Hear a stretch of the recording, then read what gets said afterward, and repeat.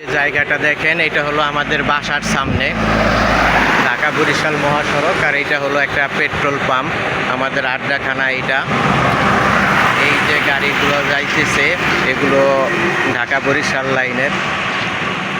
এখন এইখানে আসি, হয়তো 2টা 2:30 পর্যন্ত থাকবো।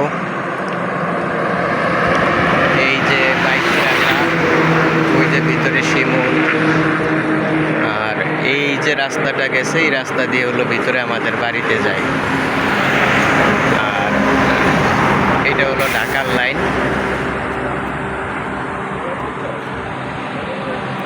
এই যে জায়গাটা কত সুন্দর না?